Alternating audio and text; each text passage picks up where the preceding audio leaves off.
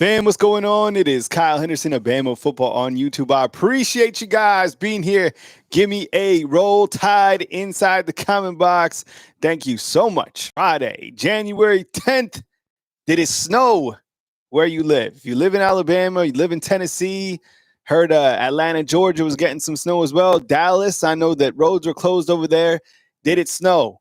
And if you're in Los Angeles, our thoughts and prayers out to everybody impacted by the devastating fires out there. So we got fires on the west, we got snow over here in the southeast, but a good morning to you, and thank you very much for joining us. Had a little bit of college football last night as Notre Dame took down Penn State in a game that, I enjoyed that game. There was, play action to the tight end. There was some screens.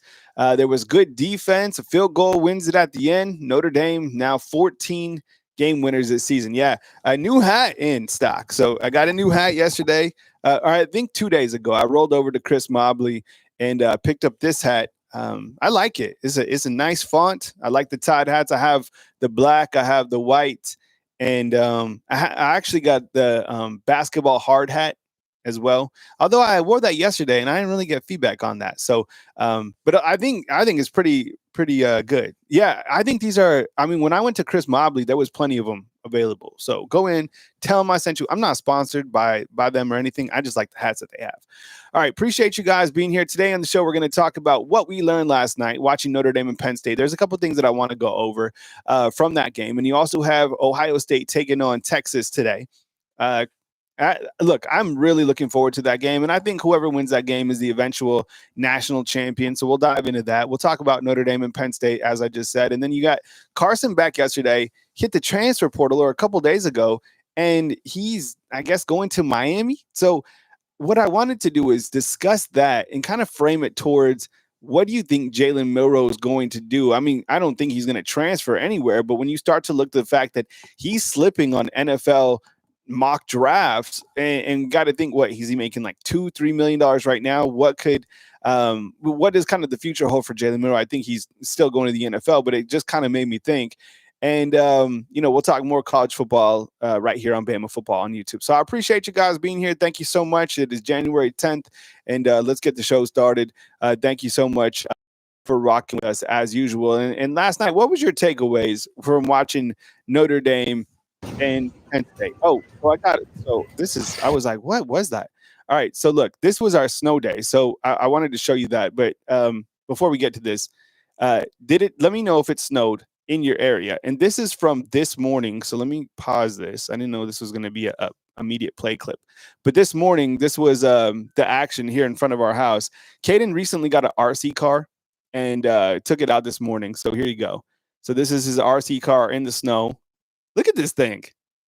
So he's having fun with it today. As I said, he just got his license, but today we're hitting the RC car as you had snow in Tuscaloosa today. I think overall it snowed like 3 inches or something like this. So look, the thing I love about it is like the guy is 16, but still has like kid in him. You know what I'm saying? So you got to have kid in you at all times. So here he is working the RC car. Look at this thing. So the top end of the speed of this thing is like 30 miles an hour. He wanted like a 4-wheel drive one. We got it in Birmingham not too long ago. So look at this thing. Nice little spin. All right. So getting to Notre Dame and Penn State last night, there was a couple things that stood out to me. And I think one of the things when we kind of look to Notre Dame last night is that, look, this is Marcus Freeman's 3rd year coaching Notre Dame, right? And then I started thinking about it. I was like, man, we're like Coach Kalen DeBoer goes 9-4. I think he was similar in his first year at Notre Dame. And look, this guy got a lot of heat because I think at one point in time when he first started coaching, he lost like his first 3 games or something like that. To be 14-1 right now at this point in the season is really incredible. Now, before the game, James Franklin and Marcus Freeman, they're having their press conferences, and James Franklin is like, look, no disrespect to Marcus Freeman, but I feel that all teams should have to be in a conference. All teams should have to either play a conference championship game or not play a conference championship game. I think the same thing too, because look, let me ask you inside the comment box. Be real with me. I'm not taking away anything from Notre Dame. I'm just asking, do you feel that Notre Dame was able to benefit from not being in a conference this particular season? Yes or no inside the comment box. Type Y for yes, type N for no. We also got T up in the house. T's on a 2-hour delay from the snow. Yeah, seriously. How are the roads, T? They're really slushy, and my Yeah? tires are bad, so it was Oh, a little man. sketch. Those tires, all right, we got to change those tires. Yeah. But I don't get why those tires go so bad, so I don't know. fast. It's ridiculous. We got to She figure has something out. she has run flats, and man, these tires are absolutely terrible. They get flat. Yeah, they are. Like- Man, they are absolutely terrible. Look, I honestly feel that Notre Dame benefited from not being in a conference. I was, I'm always messing around talking about Notre Dame and not being in a conference. What if one of these SEC teams was not being in a conference too? I think they'd be in the playoffs, like a Ole Miss, a South Carolina, Alabama. I'm not mad about Alabama not making the playoffs. Watching these playoffs games has helped me realize that Alabama was not a playoff team this year, right? And I fought for Alabama to be in the playoffs on my tiny platform or whatever. But look, when Notre Dame, when they played the schedule that they did, and I have a graphic that illustrates that, I think. Look at this, okay? Look at this schedule. You're telling me that Alabama, if they were able to play this schedule, they wouldn't have a better record than what they did this year, right? Texas A&M, okay, that's an SEC team, fair, right? And you had to go to Kyle Field to be able to play them in a game that you won, right? But you also lost to Northern Illinois. Look, Alabama lost his games as well.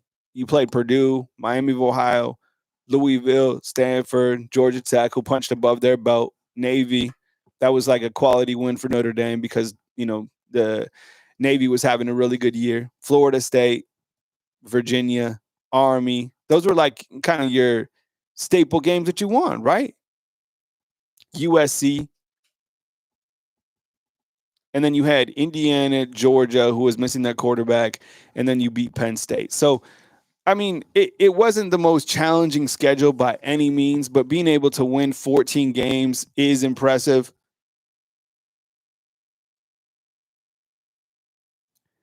And I think, look, if any of these teams are to not be in a conference, I think they would have had a similar record to what Notre Dame did as well. And I do feel that teams that aren't in a conference, particularly, I think we got to go back. I think we skipped ahead here. I'm not sure what happened. Let me exit out real quick, and then we could just. And I feel that teams that aren't part of a conference are benefiting right now in this type of playoff format. Same thing with like teams that play in the group of five, like Boise State. There was no way that they were a real top 12 team. However, when they got to the playoffs, those teams did play well. The only team that I didn't think that played well in the tournament was SMU, but I think all the other teams, played relatively well in the playoffs. So that was kind of my take from watching Notre Dame. But a couple things that also jumped off the board to me was the fact that I felt that Notre Dame they played pretty good defense. I mean, this is a team that I felt played good defense. And did you feel that way as well last night watching Notre Dame? The thing with Penn State too, I don't know this number 44 that they have on their team. Yo, we caught for Tyler Warren. All right, number 44. Did you see this? Did this stand out to you as well? Okay. Talking Notre Dame, Penn State. Tyler Warren, number 44 last night for Penn State. This guy, 6'6", 250 pounds. He caught 3 passes on the season. Okay, as a tight end wide receiver. The problem, the thing that I love about that is they got the players that can make plays the ball. Like they made him a focal point, even on 4th and 1, just creative football. Like it was 4th and 1. They threw it to 44 on his screen and he got 2-3 yards. You see what I'm saying? Like being schematically smart enough to get your best players the football. Yo, that stood out to me. There was plenty they even had, I didn't agree with this play, but they even had 44 throw a pass one time. Right? Did you see this, Daniel Adams? Yeah, he played quarterback in high school. And maybe that's why they wanted him to pass the ball. But like schematically, I liked how they were able to get him the football. Okay. Does anybody feel that Notre Dame can beat Ohio State or Texas? I look, I still don't think that Notre Dame has enough offense to beat an Ohio State or a Texas.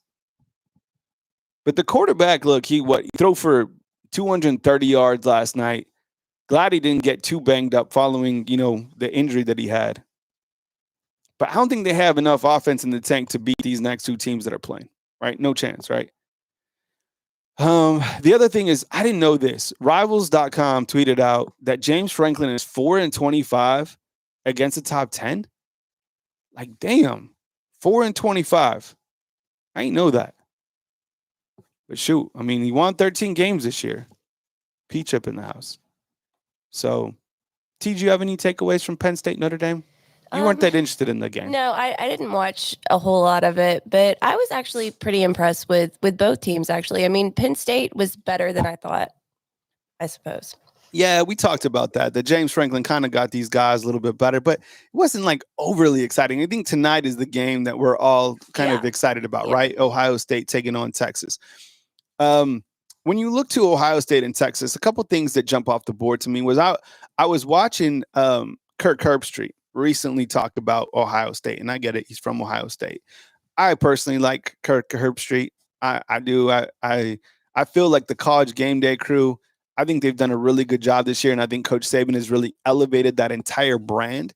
So I've enjoyed watching, and I probably watch a little bit more this year in the past because of Coach Saban. So seeing these guys interact, I've followed, and we all follow Kirk Herbstreit. He is, college football. So he was talking about Ohio State being a hardened team and having a veteran defense, and the fact that they only brought in really Caleb Downs.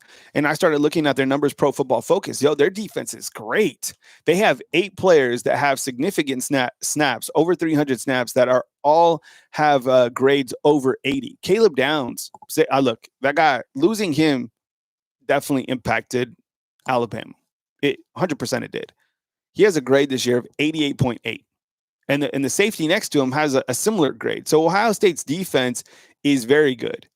Now, Will Howard, we don't talk a lot about him. I forgot that who remembers this? So go back to the 2021 Sugar Bowl? Will Howard was the quarterback at Kansas State and played against Alabama. Remember, that was the game that Bryce Young and William Anderson didn't have to play in? But Will Howard was the quarterback at that Kansas State team. This season, the guy is thrown for a ton of yards, right? He's thrown for 3,400 yards. He's been pretty good, and he has some weapons. I mean, you look to Mbuka. He has almost 1,000 yards. And this Jeremiah Smith, who would have thought, and this is really hard for me to say, but I think that Jeremiah Smith, he's probably the best freshman in college football. And then that's Ryan Williams. And maybe Will Howard, is a better quarterback or is a better quarterback than Jalen Milroe. So that's what he's working with. So that kind of shortchanged Ryan Williams. I mean, Ryan Williams couldn't even get the ball, in this, this bowl. The ReliaQuest Bowl. But Jeremiah, they're both talented wide receivers, but this Jeremiah Smith is ready for NFL right now. He looks like a complete beast. So they have him, and then I didn't realize this either. Ohio State has 2 running backs, close to 1,000 yards this season. So this is a team that's built well on defense, built well on offense. I think it was On3's CEO, Shannon Terry, recently went up to Columbus. Remember, he tweeted this, and he said that Ohio State's roster is built past Alabama rosters. And I was thinking about that, and when I started diving into it, I was like, damn, he's right. This team, they're absolutely loaded. And then you look to the fact that, Ryan Day, man, this guy, this is his year. If he can't get it done this year, oh my goodness. He's 3-3 in the college football playoffs, and he's 4-4 in bowl games. That's not that. I mean, that's only 500 bowl games or college football playoffs, right? So, look, I think Ohio State is the clear favorite tonight. I think they're favored by what's the updated line, Jarvis? You inside the comment box. What is it like?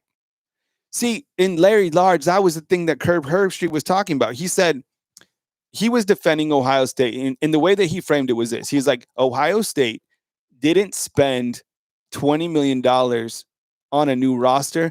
He said that they spent the majority of that $20 million to keep their roster. That's what his argument was. I was also watching I watched College Football Day yesterday.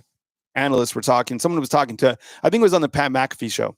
You had a sports agent, and he was saying, look, what should happen in college football is there needs to be more transparency so we have some better figures to work with for these players.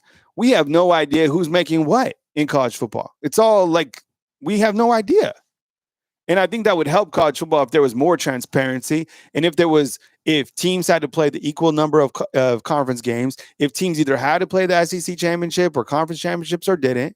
Right now, we're all over the place and we don't know how much these guys are getting paid. Daniel Adams, I would imagine he probably went to Ohio State, Caleb Downs for like, what, $3 million? That's something. Carlos inside the comment box saying, don't count out Sark. Yeah, and you can't. And the thing about it is you have Quinn Ewers going up against Will Howard, two really good quarterbacks playing at this time of year head-to-head. Quinn has a lot of different weapons as well. The one thing that really stands out to me when I was looking at Texas is the fact that Texas has a better offensive line. When you look to Texas's offensive line and when you look to Alabama's offensive line, Texas doesn't have a glaring issue at the right tackle spot. Now, Ohio State does have a problem at center right now because Seth McLaughlin is out with that ruptured Achilles tendon that he suffered before the Michigan game.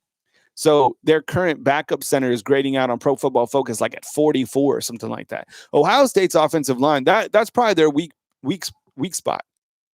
It looks like I'm like in Ohio State gear, right? This hat is see, they can never get like the crimson color. More than it is. Does it look more red on camera? Yeah, like from looking at you right here, it looks more crimson. I'm like in Ohio State gear today. I like the hats though. I like the hat, but now that I look at it, I'm like in Buckeye gear. Okay, that's fine. I'm taking Ohio State tonight. I don't know if I'm feeling like comfortable rocking the actual gear. And I'm not that big of a vest guy, but I thought I'd wear the vest today because it was snowing. I don't know. You know who loves vests is Womack. That's so true. Womack is always up in vest. Yeah, I know. Look, like look. Yay boy is saying that I look like Womack. Yeah, Womack loves him some vests, man. He likes to tuck him in too. No, he can't be tucking in vests. Well, he does. Who the hell is tucking in vests? Womack. Man, look. Yeah, dress how you want to dress. I don't really care, but it does seem like he does have vests. Jeff Stapleton, what's up, man? It's good to see you inside the comment box. What's Jeff saying? He said you should worry about Ewers throwing picks. OSU is a monster on defense. Tony Sukalis of Rivals, one of our favorite team. Oh shit. Justin Okoronkwo just committed to South Carolina. Whoa. Oh damn. Yikes. Yo, do you see this? So look, and you know what? South Carolina, this team's a problem, okay? You know who else they got? South Carolina? They also just got Raul Faison, the running back from Ohio, from Utah State. I think he was better than, everyone that comes to Alabama is always better than everybody else, but I think he was better than Dre Washington. So yeah, Justin Okoronkwo, can you get that out to you? And then so Justin Okoronkwo just committed to South Carolina, and they got Raul Faison, and Lenora Sellers is coming back. That's what I'm telling you. South Carolina coming back this next season, problem. And you're going to Columbia next year, right? Man, South Carolina, look, they're pissed off. Man, Justin Okoronkwo going to South Carolina. And look, Alabama was trying to keep Justin Okoronkwo. They were trying everything that they could. But I think at the end of the day, South Carolina is like, look, come play now. Come play right now. And Alabama's like, wait here, continue to get developed, and play in 2026. Man, that's big for South Carolina. Dang. Oof, man. That sucks for Alabama. Justin Okoronkwo was a beast, man. That guy's good. Kimberly, you're off today? Was that because of the snow? Who's off today? Let me know. Did it snow where you live? It snowed here in Tuscaloosa about 3 inches. really kind of wasn't supposed to, but then at Yeah, 4 a.m. it changed from like an no. advisory to a It warning. was supposed to snow, T, over here since like Monday. No, we were supposed to get slushy rain, and we No, weren't supposed to get. the school called on Wednesday, Well, and they said that school will be canceled on Friday. Well, Span said this chance of snow for Tuscaloosa was low until 4 a.m. this morning. I knew it was going to snow. You did. I knew it was going to snow for a long time. Quincy said 8 inches in Dallas. Dang. Damn, that's crazy. All right. All right. So real quick, is there anybody who thinks that Texas beats Ohio State? Who wins? Type O for Ohio State, T for Texas inside the comment box. T, who are you taking? Ohio State. Yeah, I think considering I'm in Ohio State attire, I guess I'm taking Ohio State too. But I've been pretty off on my picks. I missed a bunch of picks. So like if you looked at my rating, I missed last night. I think I picked Penn State. I don't know. I haven't been picking games that well. I picked Alabama to beat Michigan. I picked Alabama to beat Oklahoma. Eric D, what's up, man? If he's ready to play at Bama, why wouldn't they play him? Shaming us for a great young man. Yeah, look, Justin Okoronkwo, man, that's a tough one. That one stings. It does. Period.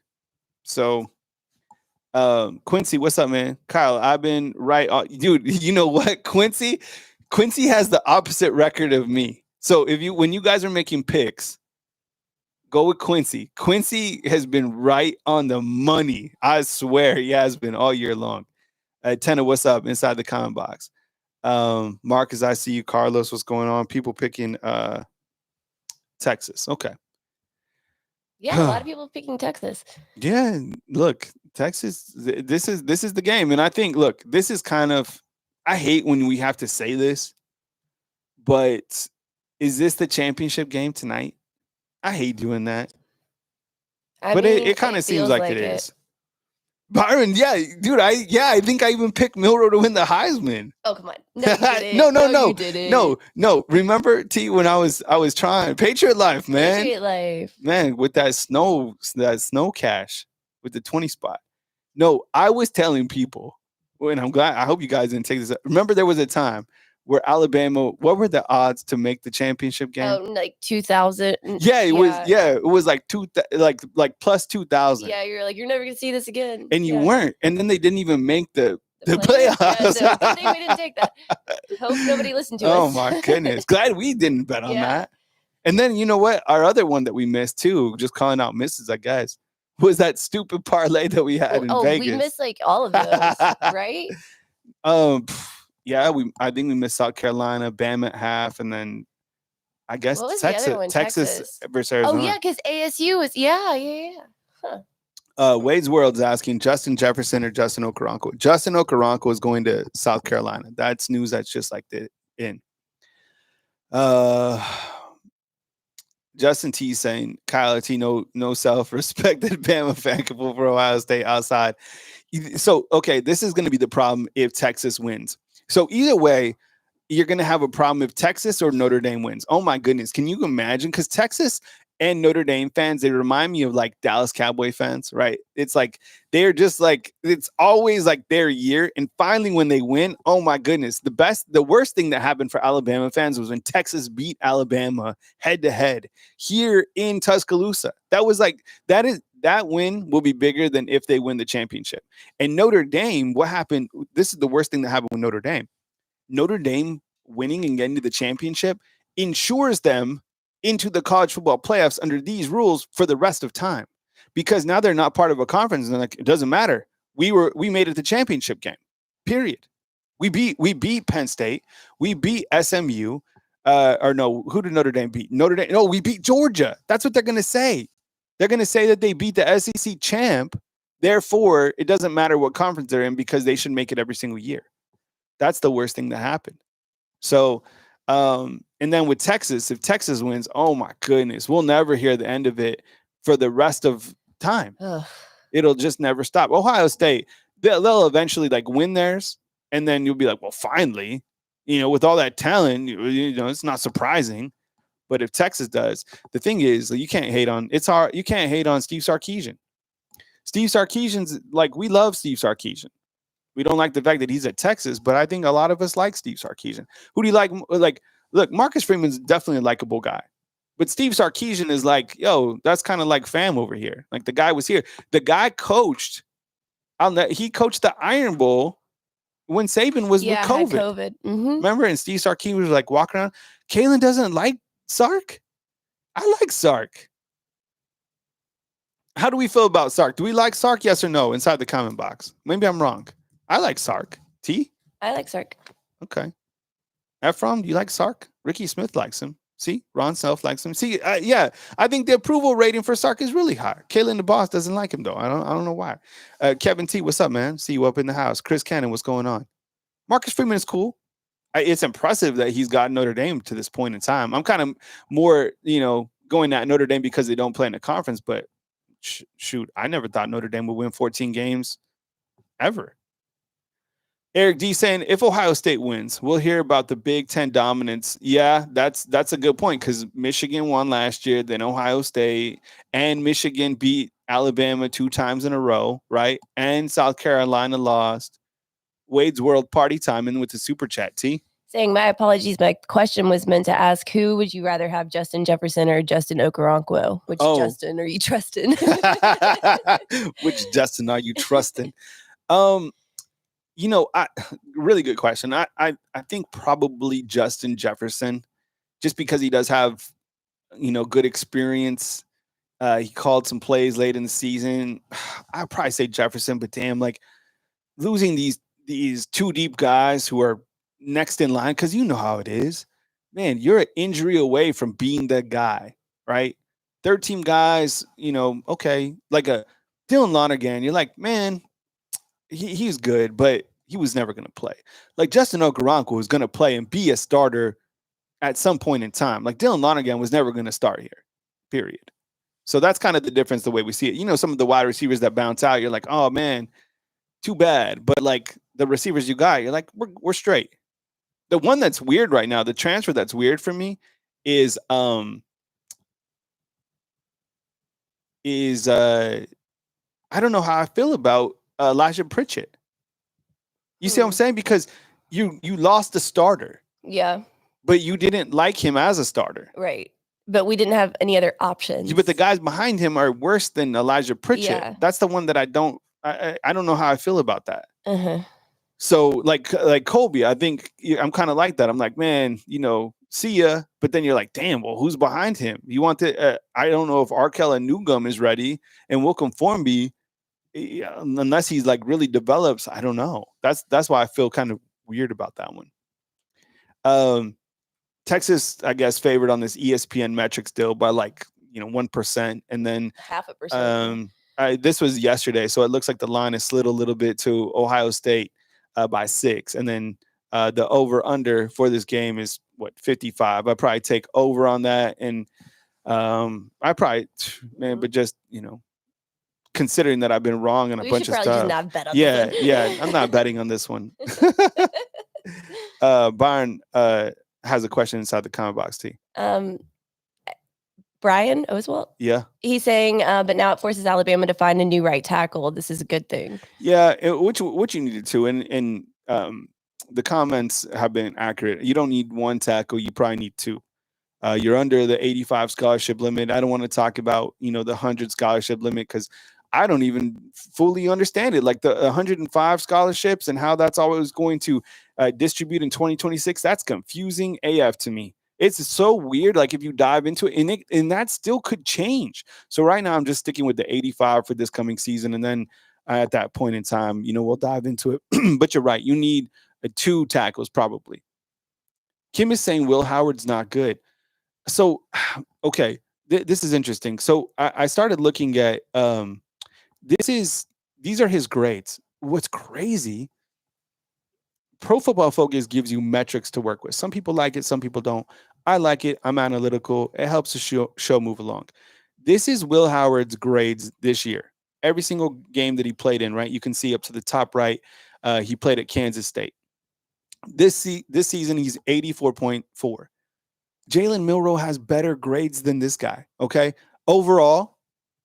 But as you can see with Will Howard, he doesn't have fall off games. Okay, like games where he actually went into the mud. Besides Michigan, where his grade was 45.1, Mm. but everything else is pretty, relatively consistent. Like I guess against Purdue, Northwestern, Indiana. I don't know what his grade was last night, but yeah, maybe he's a great game manager. Okay. So then I was like, well, what does it look like to Jalen Milroe? So then I brought up Milroe, and Milroe's grades are like, they're way higher in some games, but then you have a lot more drop offs. Yeah. But could you be saying that you played better defenses? Well, Jalen Milroe is a lot more inconsistent. Thank you. Okay. So look, Western Kentucky, 82.5, South Florida, 60, Wisconsin, 81. Georgia, you're like, holy shit, this is the best guy in the draft. Mm-hmm. Vanderbilt balled out. Then against South Carolina, oh my God, Tennessee, what the hell? Missouri, he's back. LSU, he's back. Mercer, Oklahoma. You see what I'm saying? Yeah.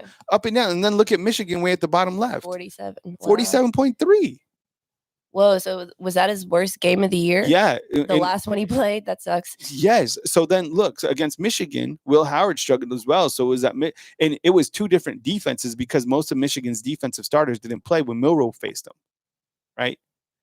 Which kind of leads us now to, okay, this is, I want to talk about Carson Beck next, but here's Texas's offensive line. Okay. So let me walk you through it. It says position, right? Guard, center, tackle, guard, and then games 15, and then pass blocking PBLK. That's their pass blocking snaps. And then look at their pass blocking grades to the far right. Look at these grades. This is Texas. Yeah. Okay. And look, here's Alabama. I mean, Tyler Booker, not bad. Parker Belser, not bad. But look at this, Elijah Pritchett. Oh my God. Jaden Roberts, 63.0. You go, this is Texas, 89.1, 85.5. Look at your tackles. Yeah, a lot better. And even look at the backups. Over here, Bama, look at this. I didn't realize maybe Geno Vandermark has a slow shot, but he only played 200 snaps. That's not that many snaps. But man, look at Pritchett. You didn't, and Roberts was on the struggle bus, man. I love the fact that he's coming back. 100% do. But in terms of like what he did this year, that metric does not do it for me. Okay. All right. Where were you when you saw Carson Beck hitting the portal? I don't know what I was doing, but I was like, what? Was it in the morning or at night? I remember I was like, yeah, I know there was, no, wasn't there sun out when he hit the portal? Okay, look, so this guy hits the portal. And now that I've had a little bit of time to think about it, it makes sense, right? Max was feeding the parrots, right? That's cool. All right. How long? Parrots they live forever, right? Yeah. Or macaws do. I assume parrots live for a while too. You know what lives the longest though? Turtles? Yeah. Tortoises? Yeah, tortoises. They live like 330 years.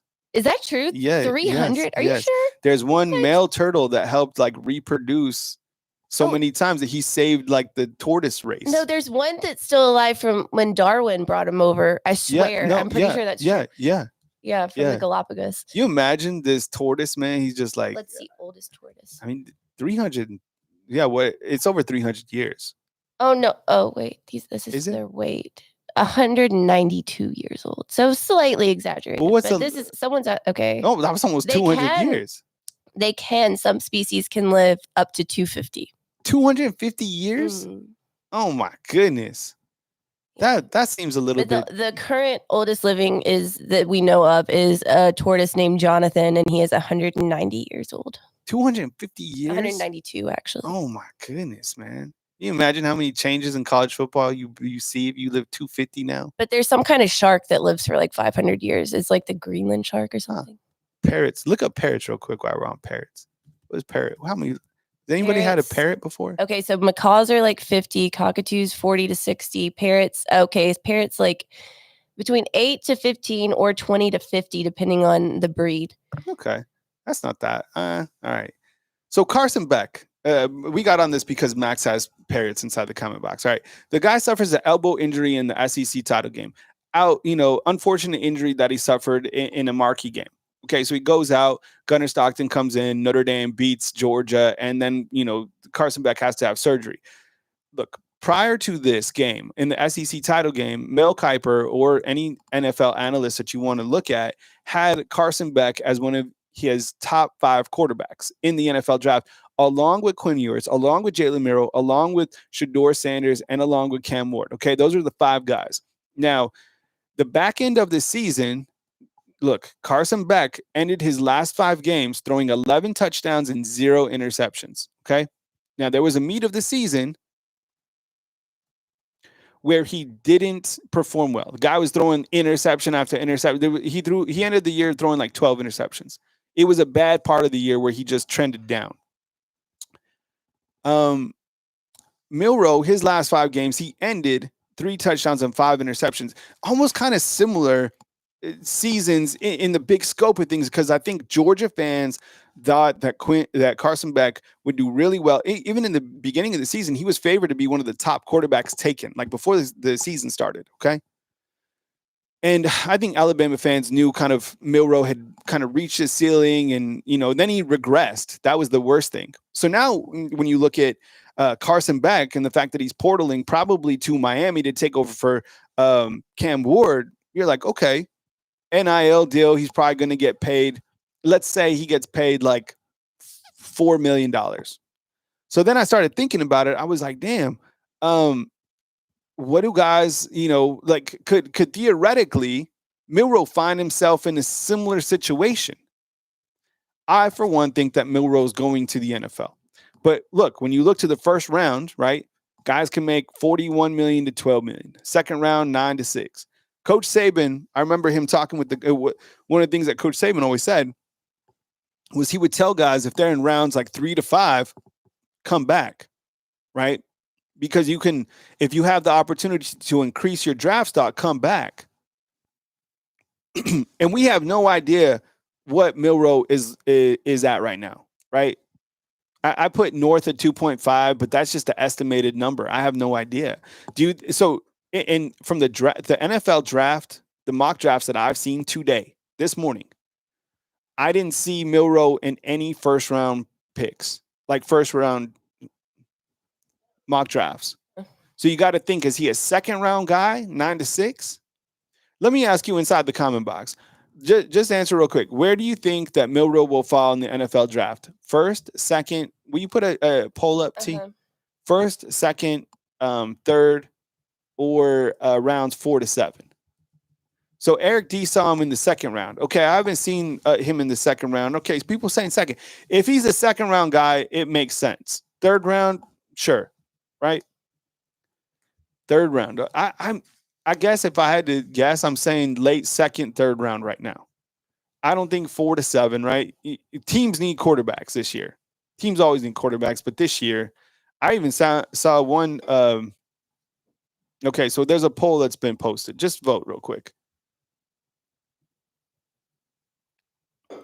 So if he's like, so that kind of leads me to think, what did Carson Beck, what was the feedback that he got?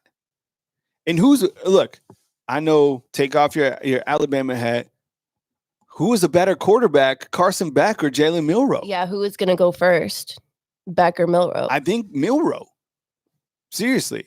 I think Milroe was going to come off the board before Carson Beck. But it still is interesting to think about because relatively comparable to each other, I think that Milroe is the better guy down the road. Hard to think about. I don't know. Jeff, what's up, man? I appreciate you being here. Tony, Milroe is better than Beck, right? Milroe is a better pro. Beck. Yeah. Where's Chris from? Oh, Chris from New Jersey. Like, where's Chris from New Jersey? Good to see you up in here, Chris. Good talking to you yesterday. West Coastin, Beck is the better. Yeah. What are people saying in the poll? It looks like most people think third round. 48% think third round, and then 31% say second Chris round. Cannon is like, if Anthony Richardson can make it, so can Milroe. The thing I will say about, at least Milroe has a far better attitude than Anthony Richardson. Remember the game this past year in the NFL where Richardson was like, I don't feel like playing. He literally said that. He said that he was like, didn't feel like playing and just like checked him. I'm starting to kind of see a lot of that in the NFL. There was another guy from the 49ers. He didn't start. Kyle Shanahan told him to go back in and he was like, nah. And he just left it to the locker room. So I don't know. Looks like third round. Clearly, there's actually 34% are saying second round. Yeah. So now 45% saying third, 34 second. Another thing that I don't agree with right now, I guess in hindsight, I don't feel that Milroe should have played against Michigan. But if he doesn't play against Michigan, then people hate on him from his character standpoint, right? Quitting on his team. So I guess he had to play against Michigan. And if Kalen DeBoer takes him out, then his draft stock goes way down because he got pulled against Michigan. I don't agree with him. Did you see this? He's playing in the Reese Senior Bowl here in Mobile. When is this game? This Senior Bowl game? I think it's coming up. Wait, did you know that Carson Beck's girlfriend lives in Miami? Yeah, I saw that. Yes, I have no idea. No, she does. She plays basketball for University of Miami. Well, good for them. Now they can be together in Coral Gables. That's fine. Coral Gables. The relationships outside of my own are nobody's business. So if he's going to be with his girlfriend, that's amazing. But as a player going to Miami, look what they were able to do with Cam Ward. Now Cam Ward is a lot different quarterback than Carson Beck. Cam Ward turned out this guy, he was it in late game situations. The guy was it. I still don't understand if he quit on his team in the second half or whatever. I don't know all the specifics. But the guy was good. He was a good quarterback, and I think he'll be a fine NFL quarterback. I really do. I don't think we have a Jane Daniels in this class, right? Jane Daniels, what that guy is doing at Washington for the Commanders, has been absolutely impressive. But, I don't know, what will happen with Jalen Milroe. I can't wait to see it. And I guess Matt Zenitz just tweeted right now. Go ahead, T. Well, he's saying why the NFL believes that Carson Beck made the right call. Yeah, it was a no-brainer. Mm-hmm. Yeah. So here we stand. And what will happen and the other, I think if you look to mock drafts, the only other guy that I've seen going in the first round from Alabama is Tyler Booker right now, way late, like rounds, like pick 22 to like 32. And then I just saw one draft with Jahad Campbell, like in the 20s. Other than that, this will be, man, when was the last time Alabama didn't have like 3 or 4 guys going in the first round? Is that another sign of the times that Alabama just wasn't that good this year? I don't know. Kind of seems like it. Yeah, they're saying it was possible that Beck would have gone in the first 3 rounds, but nowhere near guaranteed. So, well, yeah. Then you look at kind of the money right here. And maybe he's going to get paid between 4 and 3 at Miami. So you take that guarantee, you go play in the ACC, lighter competition, you play better, you increase your draft stock. Yeah. So Carson Beck, worst case, he's like second round, probably first round pick next year in 2026 or whatever it'll be. And plus the injury. Oh yeah, then he got injured too. Yeah. So now he some concern. Yeah, work on that. I have no idea. How long it'll take to get back from a UCL or whatever. Well, it says he's projected to be back during the spring, but in this article. Oh, really? Mm-hmm. Interesting. Well, good for him. You see Tyler Van Dyke, he's on the move again too. He was Miami to Wisconsin and now SMU. That's a good landing spot for him. So next year you kind of look at the quarterbacks. I haven't even really had a chance to look kind of far out, but Carson Beck, Tyler Van Dyke. Who graded out pretty good when I was looking at all the Pro Football Focus this morning is Clemson's quarterback. Oh yeah. Yeah. Huh. He had a pretty good year. What's his name? Let's see. Someone said something. Colby's talking about Brockemeyer. The Brockemeyer brothers were oh my goodness. The Brockemeyer well, you still have one of the Brockemeyer brothers floating out there. Where did James end up committing to? Tommy retired. Oh, Cade. Yeah, Cade he's Club good. Nick. Yo. Nick. Yeah, he was a good quarterback. His Pro Football Focus is really high.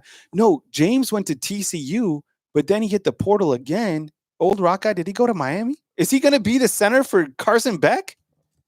Is that where James Brockemeyer is going up? Let's see.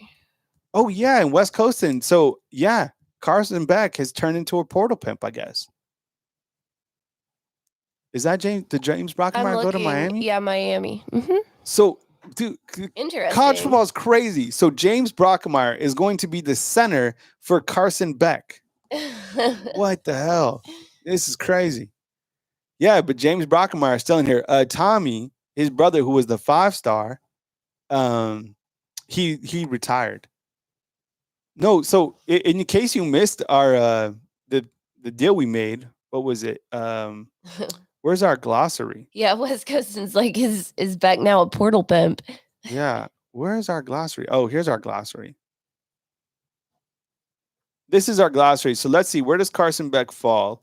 Portal jumper, 1 year transfer out, no. More than 3 schools.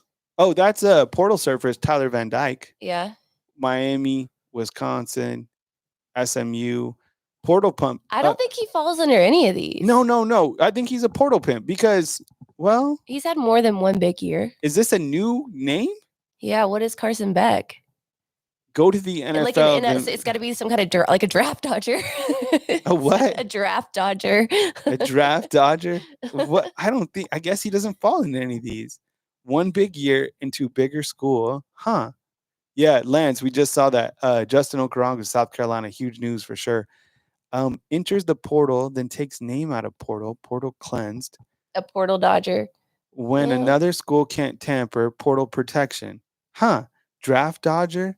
Yeah, that's not bad. I think it's a draft dodger. Yeah, I guess we'll have to come up with a new glossary for Carson Beck. Huh. Weird. Yeah, okay. Well, the portal protection is Ryan Williams. That's who has portal protection, right? And portal cleansed is like a Danny Lewis went into the portal. Alabama talked to him, cleansed him, right? Go to a school and come back. Portal player, that's Caden Proctor. Portal pimp is like a Casey Concepcion. Big year, NC State, goes to Texas A&M. Portal surfer, more than 3 years. That's Nakai Hill Green, right? Coming from Michigan to Charlotte, Colorado, then to Alabama. And then 1 year in and 1 year out. That's like a portal jumper, like a JoJo Earl. He's a portal guy, a portal jumper. James Brockemeyer, King Mack, Jake Pope now has been labeled as a portal jumper, right? Portalholic. That one was funny. Portalholic. Who could be a portalholic? That's like when you wake up the next day and you're like, oh, why did I do that? Yeah. Huh. So that's our glossary. We built this. I'm sure you'll see portal disaster. Oh, yeah. Yep, man. Addicted to the portal. Oh, what's a Jai Hall? Oh my God, I don't want to say it. Oh man. So that's where we're at. So tonight you got Ohio State and Texas A&M. Enjoy the snow and enjoy your life. As news happens, we go live right here on Bama Football on YouTube. But every Monday through Friday, we're live at 10 a.m. Central Time. And just having fun with it. Look, this is I think it's an interesting time to be an Alabama football fan going into year 2 under Coach Kalen DeBoer. There's so many storylines, right? And I think when you look to this overall portal, it's changed college football faster than we anticipated. There hasn't been a lot of guys that left in the portal that will really have a direct impact on Alabama this coming season. But I think long term, there's going to be guys that do. The thing is, Alabama is able to recruit, and the thing about it, I've been seeing a lot of early 2026 recruiting. Look, do you guys honestly even have interest in 2026, 2027 recruiting? Because recruiting has changed. Like the guys come in, like we're so far away, and the guys are like top 12, then top 10, then top 8. And it's just, I think high school football has completely changed. And while 2026 is like exciting to get like pumped up about, it's just, man, it's too far away. And to be there, right? By the start of the season. Man, it's just that has a big change to it. And I think it does suck for high school guys. I think the high school guys and high school recruiting has certainly, that's like covering like 3A baseball, AAA baseball now. Well, now they have to compete with like not only each other, but the portal people too. The portal recruiting is like and the thing about it is nobody knows about the portal. Mm-hmm. So you don't know who you're up against. The portal just like guys just pop into the portal. They just appear. So yeah, it's taken a back seat. Buck still likes it. Yeah, I get you, man. Like Colby saying, you literally have to re-recruit your players on your team every season. Austin's asking who's the best OC that coached at Bama. I mean, since I've been here, which is 2017, I'd 100% say I came in right after Lane Kiffin. So as soon as Lane Kiffin was let go, that's when I moved in. Not to say I moved into his same house or anything like that, but that's when I moved in here. I think people would say Lane, but for me, it's Steve Sarkisian. The way that Steve Sarkisian developed quarterbacks, the way that, I was watching some highlights. It was actually from Matt B. Great on Twitter. He posted highlights of when Alabama beat Ohio State. Just the creativity of Steve Sarkisian to get the football to Devontae Smith was like, it was so impressive, right? Or at least, who, I mean, I think Steve Sarkisian was running with that offense at that point in time. But I saw Steve Sarkisian do a lot of creative things. I saw him work really well with the quarterbacks. You saw a lot of quarterback development. Mike Loxley, he drove this car as fast as you could drive it, to be honest. I mean, damn, like he got the keys to the Ferrari and man, he knew how to drive a Ferrari. That offense was scoring too fast. They were scoring like a minute, like 10. Of course, you have all the weapons. Brian DeBall, probably a underrated guy that was here. I think he brought a lot of the passing tree here that Coach Saban wanted to see. Bill O'Brien on the lower end, Tommy Rees on the lower end, and I think you could probably loop in Nick Sheridan at least for this point in time on kind of the lower end. Were you going to say something, T? No, I just saw Alex Wilder in with a super chat saying DeBoer was recruiting Philip Rivers' son Gunnar Rivers this week. That's cool. That'll make you feel old. Damn, right? Like the thing is, like Drake Kirkpatrick has a son on the team. That's so weird. Isn't that wild? Right? Things that make you feel a little bit older, but life goes on. Philip Rivers, that's interesting. Oh, I just saw Ty Simpson's younger brother got named like the Max Preps freshman of the year. Oh, interesting. So I don't know. Maybe there's another Simpson in waiting down the line. Look, if these Simpsons know how to play the long game, so man, I can't wait to see Simpson and Keelan Russell and Austin Mack. That is going to be the best thing, and I think it'll just be Simpson taking first team reps. It'll probably be Austin Mack and then Keelan Russell, and then by springtime, by the actual spring game, you'll start to see who's going to be the guy. And then, of course, there's such a long time until the actual season starts. Ty's brother is better than him. I don't know. Ty had a really good high school highlight tape, man. Didn't play against the best competition, but the guy he was fantastic. Where did he go to school? He went to school in a small school in Tennessee. Oh. Yeah. His highlights are great. Oh. Man, I don't think Talia was better than Tua. I know you're not saying that, Colby, but there was a big difference. I think we're excited about Talia because we got to see him. They moved here. Where was he at? Was he at Trustville? Or no, he was at Thompson. He went to Thompson. He was pretty good. But man, Tua was different. Like when Tua's highlights when he was in Hawaii and then when he came, there's a big difference between those two, 100%. All right. I appreciate you guys being here. Enjoy the snow. Have some soup. Have some coffee. I'm a huge soup guy, biggest soup guy. Although when we travel, all T does is have soup.